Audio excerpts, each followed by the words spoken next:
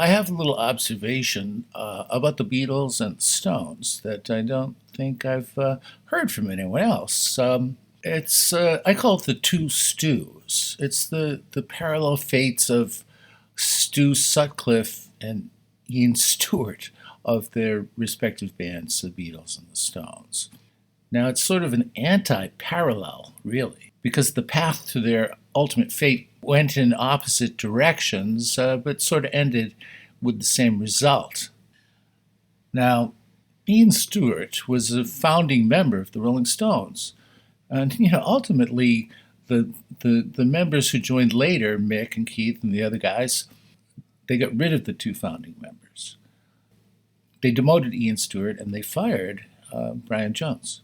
Ian Stewart was a very gifted musician, but he didn't have the right look, according to manager Andrew Loog Oldham, to be an active member of the Stones.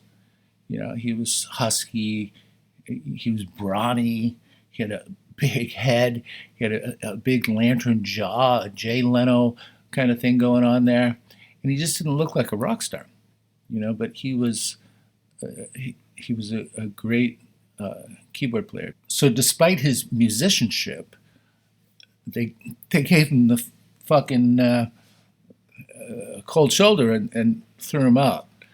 Well, demoted him to a roadie who was still allowed to make contributions to their recordings and occasionally play, sort of out of the spotlight during live shows.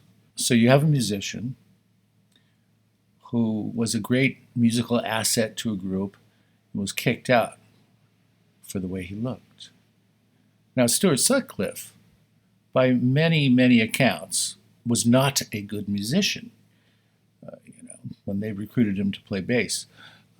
He was brought into the group by the insistence of John Lennon, and I would assume probably against protests from the other band members who recognized that his work wasn't really up to par, musician-wise. But he was brought in because he looked good.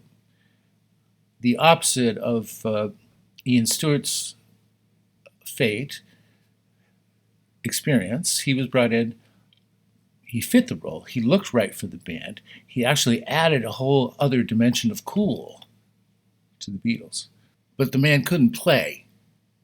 Anyway, he got in. And he left voluntarily, as opposed to Ian Stewart, who was, sort of like forced into a more humiliating role, driving the van, carrying the equipment, and so on and so forth. When he and Brian Jones were the founders of the damn group. So Stu Sutcliffe left, although, he was a great artist, not on the bass guitar, but with a brush and a palette of paints, oils. And you all know he died tragically, but that's not the point of this. It's just the irony of two members of the two most prominent groups of the 60s, one recruited for looks and one booted for his looks. It makes the Stones sound very shallow, of course. And perhaps the Beatles choosing, someone for good looks, for an image over musical ability. But, in defense of the Beatles, they did something that the Stones wouldn't have done. They had a good-looking drummer named Pete Best. Some say he wasn't the greatest drummer in the world, but he was a fan favorite and by some accounts considered the best looking of all the Beatles. And they booted him in favor of Ringo Starr, who, you have to admit, was, shall we say, a little less glamorous than the others. They chose him for his drumming ability, and that fact that, he was sort of like the underdog type in the band endeared so many fans to the group. Ringo probably had more fans than the rest of them.